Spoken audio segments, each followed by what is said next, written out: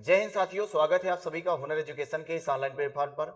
साथी, आप लोग देख पा रहे होंगे आज हम बात करने वाले हैं भारत का संवैधानिक विकास। तो आ जाइए क्लास में साथी और शेयर कर दीजिए अपने दोस्तों के साथ और लाइक कर दें क्लास को। बहुत ही बेहतरीन क्लास बनाने वाले हैं हम आज इसको। तो जितने भी प्रश्न साथी बनेंगे इससे हम लोग आज बात करने वाले हैं, तो कोई भी प्रश्न छोड़ने नहीं पाएगा, आप परेशान मत होइएगा। इसलिए क्लास को एंड तक देखिएगा, मजा आने वाला है साथी। ठीक है, आइएगा बात करते हैं हम लोग भारत का संवैधानिक विकास।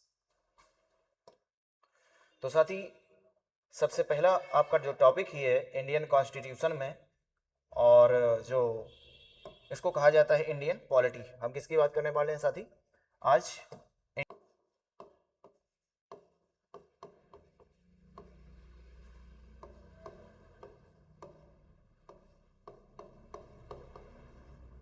इंडियन पॉलिटी कह देंगे भारतीय राज व्यवस्था, भारतीय राज व्यवस्था। ठीक है, और इसी में जो टॉपिक है साथी, उस टॉपिक का नाम है भारत का संवैधानिक विकास।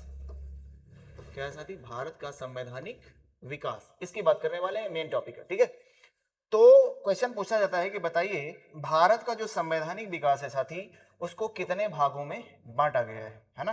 तो भारत का संवैधानिक विकास अगर बात करें, इसको साथी कितने भागों में बांटा गया है? बोलेंगे 2 भागों में बांटा गया है। कितने भागों में? 2 भागों में बांटा गया है। इस बात को भी देखते हुए चलेंगे। तो जो 2 भाग हैं वो किस तरह से, उसको समझने का प्रयास करेंगे हम लोग। तो पहला ब्रिटिश क्राउन के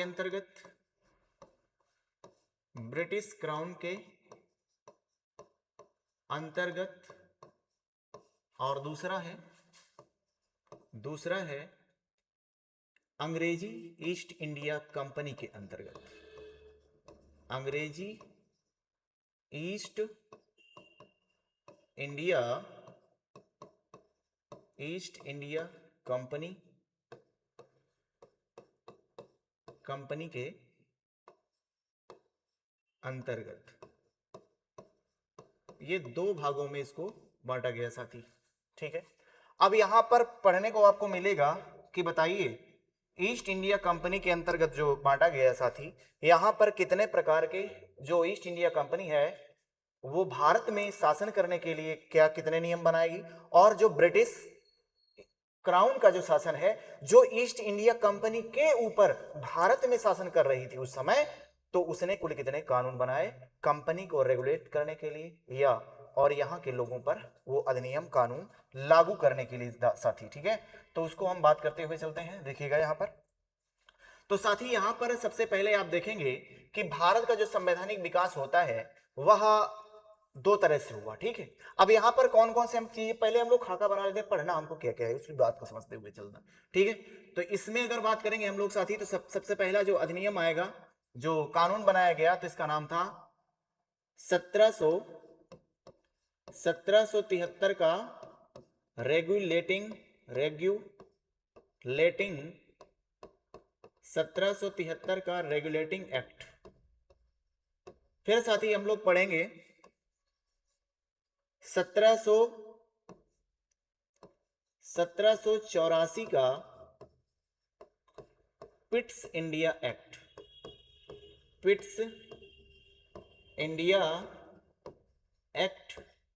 जिसको कहते हैं पिट्स इंडिया एक्ट 1784। फिर आप पढ़ेंगे 1791 का चार्टर का मतलब क्या होता है साथी?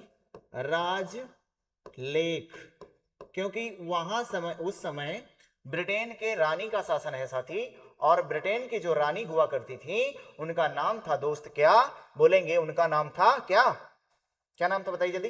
रानी एलिजाबेथ टेलर प्रथम।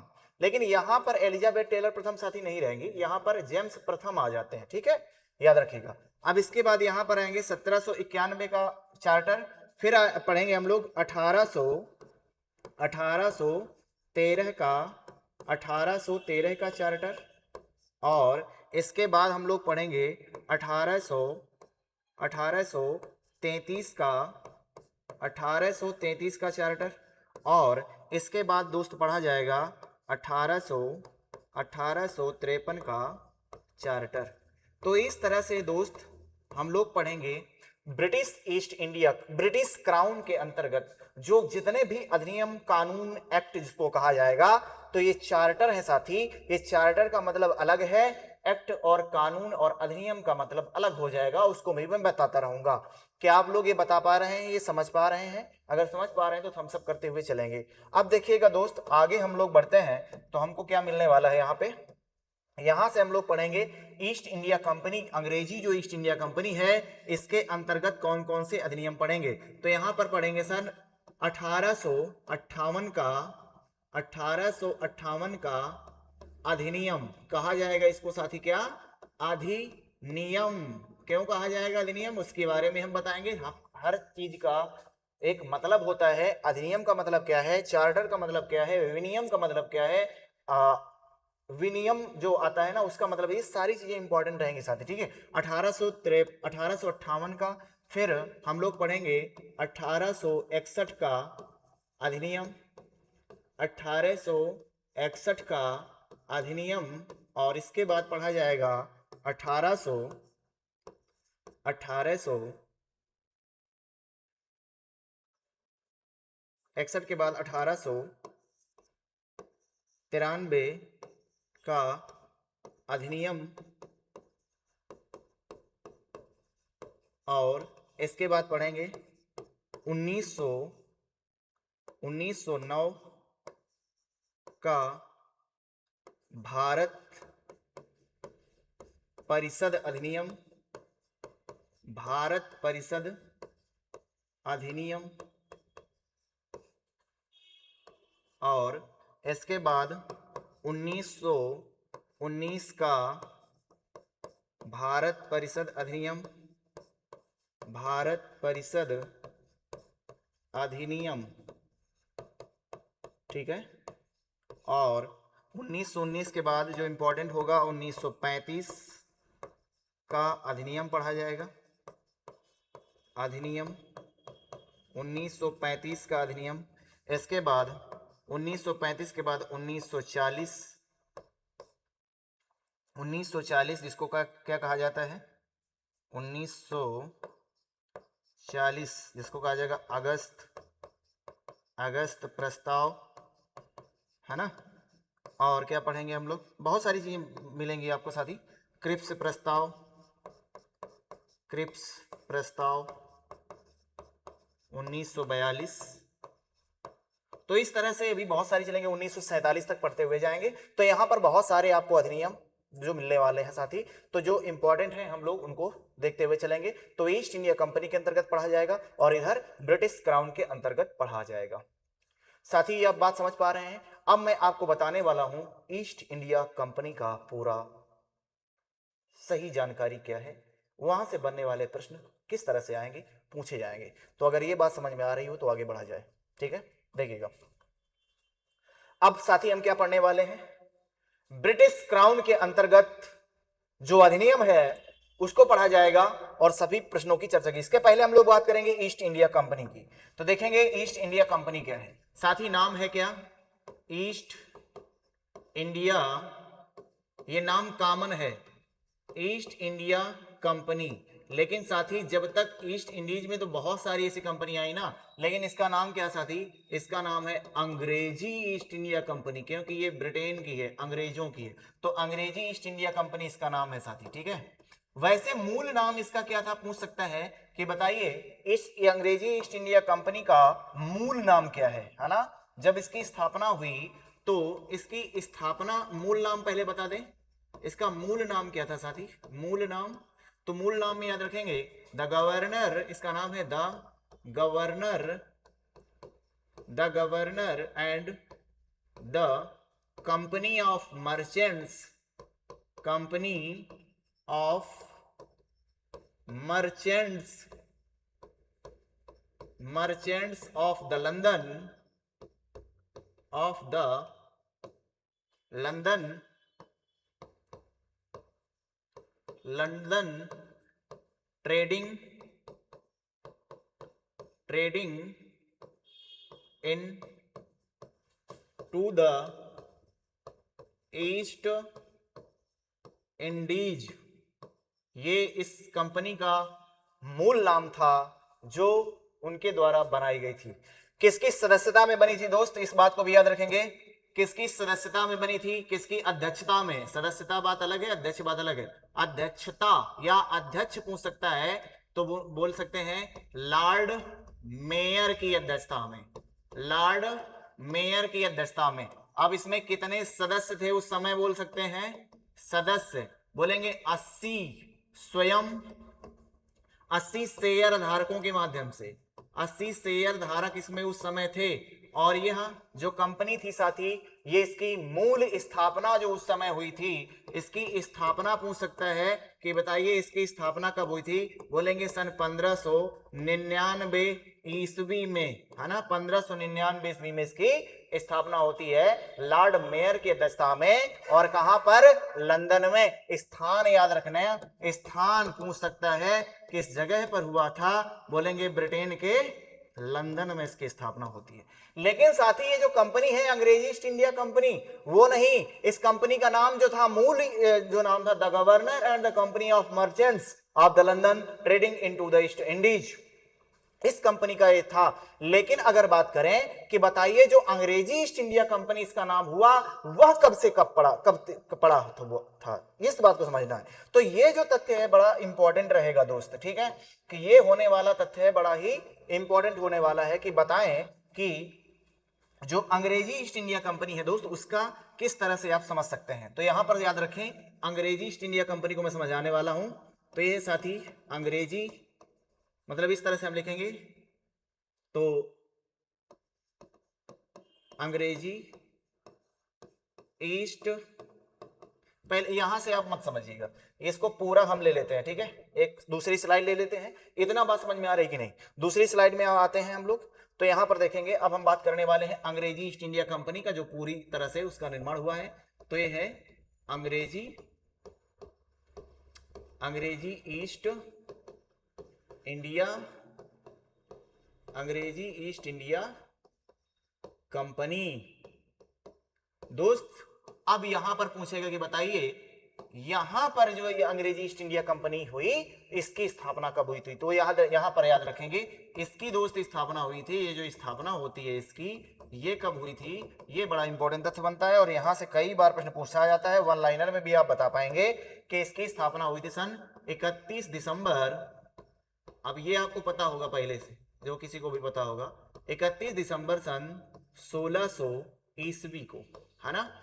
यहां पर किस चार्टर के माध्यम से हुई थी, बोलेंगे कौन सा चार्टर था, कौन सा राजलेख था। राजलेख का मतलब जानते हो साथी, किस राजलेख के माध्यम से, तो राजलेख, तो बोलेंगे 1726 का राजलेख,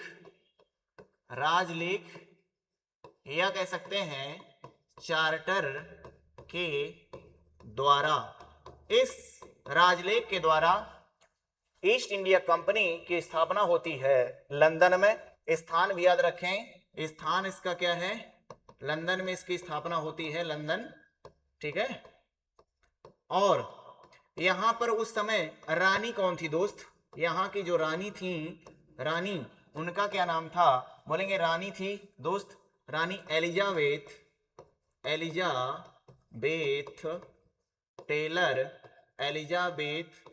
टेलर प्रथम यहाँ की उस समय रानी थी, ठीक है।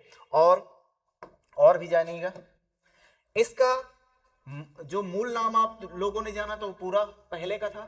तो उपनाम पूछ सकता है कि बताइए उपनाम, इसका नाम क्या था साथी, निक नेम जिसको कहते हैं आप लोग। इस कंपनी का नाम है जॉन कंपनी। क्या नाम था दोस्त, जॉन कंपनी। और इसकी जो लागत आई थी, कितनी थी, लागत राशि कितनी आई, पूछ सकता है कि बताइए इस कंपनी की लागत राशि कितनी आई थी। बोलेंगे 30,133 पाउंड। कितनी थी? 30,133 पाउंड थी। साथ ही इसमें शेयर धारक कितने थे? शेयर धारक पूछ सकता है, तो आप बताएंगे 217 शेयर धारकों के। शेयर धारक का मतलब होता है पार्टनर, ठीक है। इसमें कुल कितने पार्टनर थे, कितने शेयर धारक थे? बोलेंगे 217 शेयर धारक थे। इसमें अध्यक्ष कौन था? मतलब इसको रेगुलेट करने के लिए, इस कंपनी को चलाने के लिए कितने मंडल बनाए गए थे? यहां पर साथी 2 मंडल थे। मतलब इसको रेगुलेट करने के लिए, इस कंपनी को चलाने के लिए 2 मंडल थे। तो मंडल याद रखें, एक था कौन सा, 2 मंडल थे यहां पर, तो याद रखेंगे यहां पर दोनों मंडल को। एक था निदेशक मंडल, निदेशक मंडल जिसको कहा जाता था बोर्ड ऑफ डायरेक्टर, ठीक है। और एक था स्वातत्वधारी मंडल। क्या था? स्वातत्वधारी मंडल। और तो ये क्या था साथी? ये था court of director, court COD कह सकते हैं, कोड ऑफ डायरेक्टर। यहां पर साथी जो स्वातंत्रधारी मंडल था, यह काम क्या करता था? स्वातंत्रधारी मंडल या राजनैतिक क्रियाकलापों को देखता था। याद रखें, ये बड़े ही इंपॉर्टेंट तथ्य हैं विन हमारे दोस्तों के लिए जो PCS को देख रहे हैं, ठीक है। तो स्वातंत्रधारी मंडल ये इसका क्या क्रियाकलाप करता था? तो राजनैतिक क्रियाकलाप कह सकते हैं, राजनैतिक। इसका कार्य क्या था? राजनैतिक क्रियाकलापों को देखना, राजनैतिक क्रियाकलापों को देखना था। और यह क्या कार्य करता था? यह कंपनी के क्रियाकलापों को देखना, क्रियाकलापों को मतलब जो भी इसमें इंटरफेयर होता, कलापों को देखना, इसका कार्य था। किसका? बोर्ड ऑफ डायरेक्टर का। देखता था, वो देखना था, याद रखेंगे।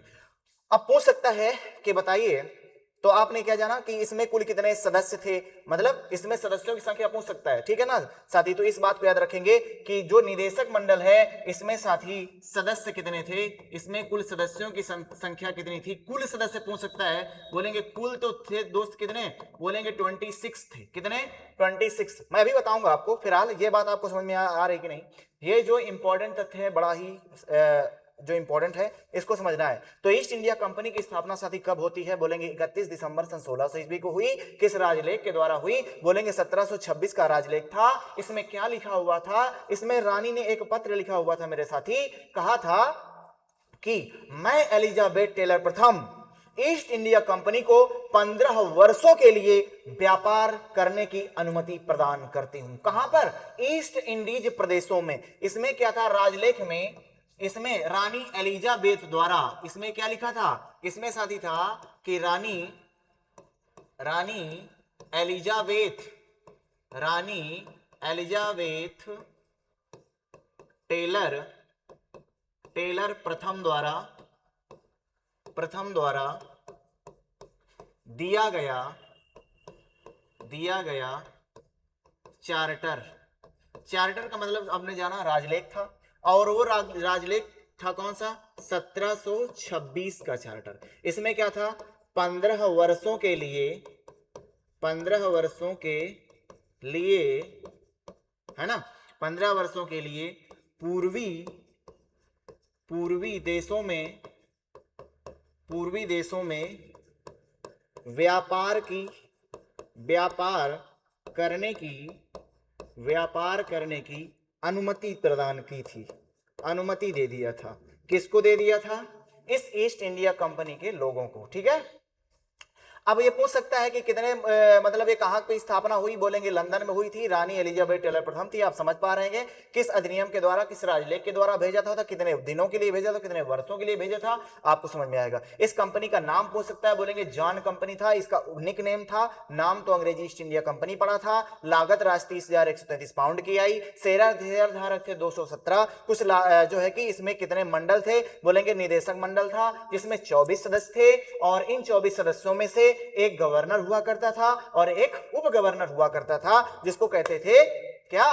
डिप्टी गवर्नर या उप गवर्नर। तो अब पूछ सकता है कि बताइए निदेशक मंडल में सदस्यों की संख्या कितनी थी, बोलेंगे 26। लेकिन इसमें सदस्यों की कुल सदस्यों की संख्या पूछेंगे तो 26 बताएंगे। लेकिन यहां पर साथी अगर सिर्फ पूछे सदस्य कितने थे, कुल कितने सदस्य थे, बोलेंगे 24 सदस्य थे। लेकिन अगर कुल की बात करें, टोटल की बात करें तो कितने, बोलेंगे 26। इसमें से दो और जुड़े जाते हैं, दो 26 मैं इस तरह समझा देता हूं आपको कि जो 26 सदस्य थे वो दो मिलाकर के और है, एक इसमें गवर्नर होता था, एक क्या होता था, गवर्नर, मतलब एक गवर्नर और प्लस एक उप गवर्नर होता था, सब उप गवर्नर, एक डिप्टी गवर्नर, एक गवर्नर, इनको मिला करके कुल सदस्यों की संख्या दोस्त कितनी हो जाती थी, बोलेंगे 26 हो जाती थी। और इनका कार्यकाल कितने वर्ष का होता था, यह बड़ा इंपॉर्टेंट तथ्य बनता है कि बताइए जो ईस्ट इंडिया कंपनी में जो निदेशक मंडल था जिसमें सदस्यों की संख्या जो 24 थी, इनका कार्यकाल कितने वर्ष का हुआ करता था,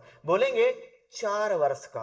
पहले 1 वर्ष का होता था, फिर इसके बाद 4 वर्ष का कर दिया गया। क्या था, 4 वर्ष का होता था। और प्रत्येक 4 वर्ष बाद इसका 1/4 मतलब 24 का 1/4 करेंगे, 1/4 कितना, ये अलग हो जाते थे, मतलब इनको सेवा निवृत्ति लेना पड़ता था, मतलब कि अवकाश ग्रहण करना पड़ता था।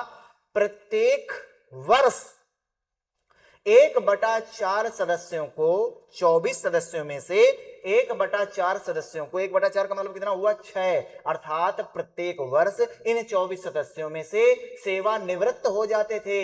समझ पा रहे हैं आप, सेवा निवृत्त हो जाते थे। ये बड़ा इंपॉर्टेंट तथ्य बनता है साथी, इस बात को याद रखिएगा, ठीक है। क्या ये बात आप समझ पा रहे हैं, ये बात समझ में आ रही कि नहीं आ रही है? अगर थोड़ी भी आ रही है तो थोड़ा सा आप क्या करेंगे, लाइक भी करते चलेंगे, है ना। जो मेरे नए दोस्त हैं तो सब्सक्राइब जरूर कर लें साथी। अब आगे हम बढ़ेंगे, अब पूरी कहानी को समझते हुए चलना है, ठीक है। तो धैर्य बना करके रखें, है ना, धैर्य बना करके रखें, थोड़ा सा मजा आने वाला है और तगड़वा तगड़वा वाला। देखो जरा, हम क्या कर रहे थे साथी, अभी ईस्ट इंडिया कंपनी के बारे में पढ़ रहे थे और हमने उसको जाना। अब पूछ सकता है कि बताइए east India company, one line में पूछ सकता है कि बताइए ईस्ट इंडिया कंपनी एक कैसी कंपनी थी, बोलेंगे यह एक प्राइवेट कंपनी थी, अर्थात कैसी कंपनी थी, निजी कंपनी थी। कैसी, निजी कंपनी थी। ईस्ट इंडिया कंपनी एक निजी कंपनी थी क्योंकि यह शेयरधारकों के द्वारा, अपने अपने शेयरधारकों के द्वारा बनी थी। साथी इस बात को भी समझ जाइएगा, वह साथी, वह व्यक्ति, वह शेयरधारक जो 1000 पाउंड खर्च करेगा ईस्ट इंडिया कंपनी में, मतलब कि शेयर अपना देगा, वही इसका सदस्य बन जाता था, वही इसका सदस्य बनेगा। इस बात को भी समझना। फिर क्या हुआ साथी, क्या हुआ कि ये जो ईस्ट इंडिया कंपनी के सदस्य थे, ये कहां की कंपनी है, बोलेंगे ब्रिटेन की कंपनी है, वहां से सदस्य आए। और इसमें भी कौन इन्वॉल्व था, इस ईस्ट इंडिया कंपनी में निजी थी लेकिन अलग अलग शेयर धारकों के द्वारा बनी थी ना। इसमें जो ईस्ट इंडिया कंपनी की जो मेन सर्वे सर्वा थी कह सकते हैं, उनका नाम क्या था, एलिजाबेथ टेलर प्रथम, क्योंकि वो वहां की रानी थी, है ना। तो अब एक साथी क्या हुआ कि उनका भी शेयर लगा हुआ है और अलग अलग जो पार्टनर है उनका भी शेयर अपना अपना लगा हुआ है। तो ये कंपनी में घोलमोल होने लगा था, मतलब कि जो इसके अधिकारी थे, कर्मचारी थे, इस कंपनी से पैसे तो लेते थे लेकिन इसके बदले में पैसा तो कार्य कर रहे हैं, उसका पैसा तो लेंगे ही, लेकिन उसी के ट्रांसपोर्टेशन में अपने माल को भी ले जाते थे और वहां सस्ते दामों में, कंपनी के से कम दामों में, वहीं लंदन के मार्केट में या कह सकते हैं ब्रिटेन के मार्केट में अपने माल को सेल करते थे। चोरी का माल कह सकते हैं। जैसे हम अपना कार्य कर रहे हो, हम किसी कंपनी में कार्य कर रहे हैं, मतलब कि हम अंग्रेजी ईस्ट इंडिया कंपनी में कार्य कर रहे हैं, उसके बदले में हम उसका वेतन भी ले रहे हैं, लेकिन हम जो ट्रांसपोर्टेशन का माल है तो हम चुरासू माल थोड़ा सा 1-2 बॉक्स अपना डाल दिए और इसमें जाकर के मार्केट में सेल कर दिया कि भैया ईस्ट इंडिया कंपनी में जो बनाए हुए हैं कि कोई माल 100 रुपए का मिल रहा है और उसी को हम दे रहे हैं साथ ही 60 रुपए का, 70 रुपए का, तो कौन लेगा भैया, चोरी वाला माल हमारा सेल हो जाएगा। तो क्या हो गया, कंपनी को घाटा होने लगेगा नहीं। जब कंपनी को साथ ही घाटा होने लगा तो फिर क्या हुआ, इसको रेगुलेट करने के लिए, इस कंपनी को चलाने के लिए ब्रिटेन की रानी एलिजाबेथ के द्वारा क्या भेजा जाएगा, एक जो है कि चार्टर भेजा जाएगा, एक कानून भेजा जाएगा, एक अधिनियम भेजा जाएगा। समझ पा रहे हो ना। तो वैसी को क्या नाम होगा साथी, उसी का नाम होगा रेगुलेटिंग एक्ट। रेगुलेट मींस चलाना, है ना। तो यही होगा साथी क्या, रेगुलेटिंग एक्ट। अब बात करिएगा हम लोग रेगुलेटिंग एक्ट की। क्या ये बात मेरी आप समझ पा रहे हैं, समझ पा रहे हैं तो जरूर बताएं, ठीक है।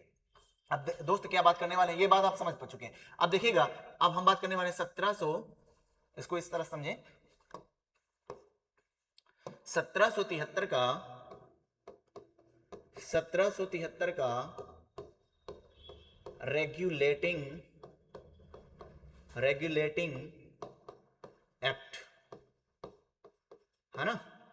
एक्ट का मतलब समझते हैं कानून है, नियम है ना। जो कहां की कंपनी, कहां के लोग बनाएंगे, कहां की रानी बनाएंगे, बोलेंगे ब्रिटेन के राजा या रानी। अब यहां पर राजा है जिनका नाम है जेम्स प्रथम, याद रखो। तो दोस्त अब क्या हुआ कि ये अब किसकी समिति की सिफारिश पर आएगा, मतलब कि पूछा जाएगा कि बताइए कि यह जो एक्ट है, कानून है, किस समिति की सिफारिश पर आया, तो बोलेंगे लॉर्ड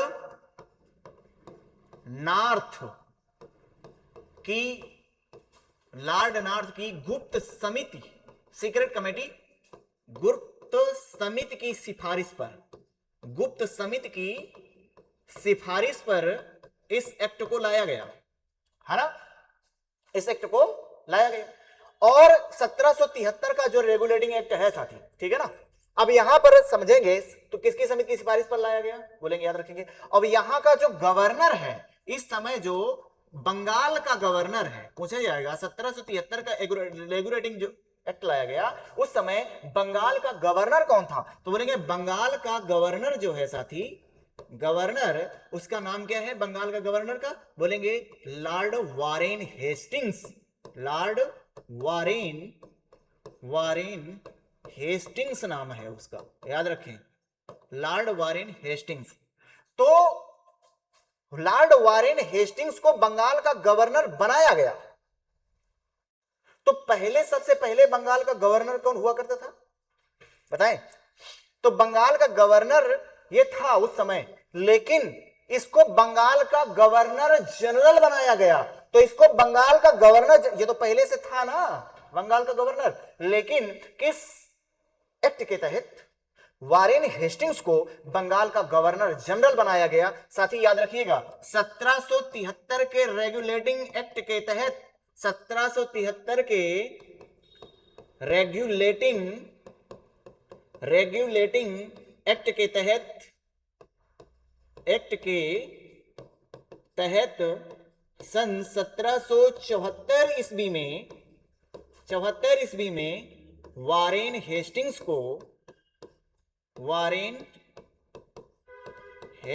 को बंगाल का गवर्नर जनरल बनाया गया। बंगाल का गवर्नर जनरल, याद रखें, बंगाल का गवर्नर जनरल बनाया गया। ये इंपॉर्टेंट तथ्य हो जाएगा, ठीक है ना। और फिर क्या हुआ, इसी को सभी सैन्य एवं सिविल शक्तियों का सर्वे सर्वा बना दिया गया, और इसी को मतलब इसके हाथों में सभी सैन्य शक्तियां दे दी गई। इसको सभी सैन्य एवं सिविल शक्तियां दे दी गई, सैन्य एवं सिविल शक्तियां दी गई, सिविल शक्तियां प्रदान की गई, याद रखें। इसको सभी सिविल और सैन्य शक्तियां प्रदान की गई, मतलब जो भी सैनिक व्यवस्था है और जो भी सिविल है वो सभी को संभालने का कार्य कौन करेगा, वारेन हेस्टिंग्स करेगा। और अब यह बिना किसी अनुमति के कंपनी का कोई भी सदस्य देसी राजाओं से ना तो वह संधि कर सकता है, ना तो वह समझौता कर सकता है। तो याद रखेंगे, इसके बिना अनुमति के, बिना गवर्नर जनरल की अनुमति के, गवर्नर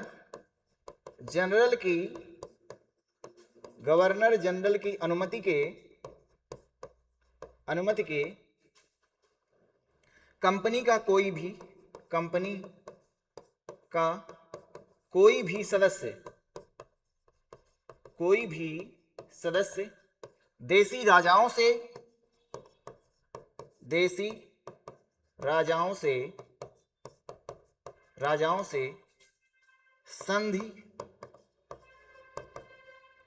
संधि या समझौता या उपहार भी नहीं ले सकता था, ना तो यह युद्ध कर सकता था। मतलब बिना अनुमति के आप नहीं कुछ कर सकते थे, क्योंकि सभी शक्तियों का सर्वे सर्वा कौन बन गया है, वारेन हेस्टिंग्स बन गया था। और साथ ही याद रखिए कि इसी के समय बहुत सारे ऐसे कानून आएंगे, इसके समय क्या आएंगे, फिलहाल अभी ये पूरा नहीं हो सकता है, क्यों, क्योंकि इसमें बहुत सारे ऐसे तथ्य हैं, फैक्चुअल इंफॉर्मेशन है, फिलहाल मैं आपको थोड़ा सा बता देता हूं, अब अगली क्लास में मैं आपको पूरी तरह से बताऊंगा इसमें क्या हुआ। तो साथी इसी के समय 1773 के रेगुलेटिंग एक्ट के समय ही सन 1774 में ही बंगाल में सुप्रीम कोर्ट की स्थापना होगी, जिसके चीफ जस्टिस होंगे सर एलिजाह एम्पे, और इसके सदस्य, इसके अन्य न्यायाधीश होंगे चैम्बर्स, लेमिस्टर एवं हाइड होंगे। 3 अन्य न्यायाधीश होंगे और एक कौन होंगे, सुप्रीम कोर्ट बनेगा। तो सबसे पहला सुप्रीम कोर्ट कहां का होगा, बंगाल का सुप्रीम कोर्ट होगा साथी, जो कब बना था 1773 के रेगुलेटिंग एक्ट के तहत, और कब बना, सन 1774 ईस्वी में बना। मुख्य न्यायाधीश एलिजा एम्पे, 3 अन्य न्यायाधीश चैम्बर्स, लेमिस्टर एंड हाइड। याद रखिएगा, याद रखिएगा इस बात को। फिर क्या हुआ साथी, पहले 1773 के रेगुलेटिंग एक्ट से के पहले जो गवर्नर हुआ करते थे, वहां पर जो इनकी परिषद हुआ करती थी, उसमें सिर्फ 3 सदस्य हुआ करते थे। कौन कौन से, 3 सदस्य हुआ थे। और इसके बाद 1774 में 1773 के रेगुलेटिंग एक्ट के माध्यम से सन 1774 में गवर्नर जनरल की परिषद में एक सदस्य और बढ़ा दिया गया, अर्थात पहले 3 सदस्य हुआ करते थे, अब गवर्नर जनरल की परिषद में उसको चलाने के लिए, कानून नियम व्यवस्था को और भी मजबूत बनाने के लिए एक सदस्य और जोड़ा जाएगा साथी। तो कितने सदस्य हो जाएंगे, बोलेंगे 4 सदस्य हो जाएंगे। और वे 4 सदस्य कौन से, फिलिप फ्रांसिस, क्लेवरिंग, मानसन और बारवेल। फिलिप फ्रांसिस, क्लेवरिंग, मानसन और बारवेल, वो 4 सदस्य होंगे जो गवर्नर जनरल की परिषद में शामिल हो जाएंगे। साथी इसी के समय बहुत सारी चीजें होंगी, वे ऐसा गवर्नर जनरल होगा जिसने बहुत सारे कार्य किए। ये अवध की मुसलमानों के उसमें रहा ज्यादतियों में फंस जाने के कारण, और नंद कुमार नामक पंडित को जेल फांसी की सजा सुनवाने के कारण कहा गया है कि उस समय अपने समाज में आडंबर, अंधविश्वास, कूटियां इस तरह से भरा हुआ था। तो उस समय यह फैला हुआ था किसी पंडित को मारना ये जुर्म है, अपराध है। तो इसने कर दिया, अपराध था किसको, नंद कुमार नामक व्यक्ति को, क्योंकि ये क्रूर था, निर्दयी व्यक्ति था, उसने इसको फांसी दे दिया। तो प्रिवी काउंसिल के सदस्यों के द्वारा इस वारेन हेस्टिंग्स के ऊपर मुकदमा चलाया गया था साथी। फिर क्या हुआ था, वो मुकदमा खैर निलंबित रहा, खारिज हो गया था। फिलहाल जिसको इस्तीफा देना पड़ा था, हटना पड़ा था। इन सभी तथ्यों की जानकारी अगले वीडियो में मैं साथी करना चाहूंगा, क्योंकि क्लास लंबी हो जाएगी। और बने रहिएगा, देखते रहिएगा, बेहतरीन तरीके से आपके कोई भी प्रश्न फंसने मतलब छूटने नहीं दूंगा, सारे प्रश्न फंसने की कगार में होंगे। आप लोग पढ़ेंगे क्या, आप जैसे भी डालेंगे या पढ़ने का प्रयास करेंगे, एमसीक्यूज लगाने का प्रयास करेंगे। इस टॉपिक के बाद मैं एमसीक्यूज भी करवाऊंगा आपको, सारे भी वहां से जितने भी प्रश्न बनते हैं सबको लेकर के आऊंगा। तो देखते रहिएगा साथी, और मिलते हैं आपको अगली क्लास में। अगर मेरे जो नए दोस्त हैं, चैनल को सब्सक्राइब जरूर कर लिया करें, इससे आने वाला नोटिफिकेशन भी उनको मिलता रहे। बेल आइकन को जरूर प्रेस कर लें और लाइक कर दें, अपने दोस्तों के साथ शेयर करते हैं। मिलते हैं साथी अगली क्लास में। जय हिंद, जय भारत, नमस्कार।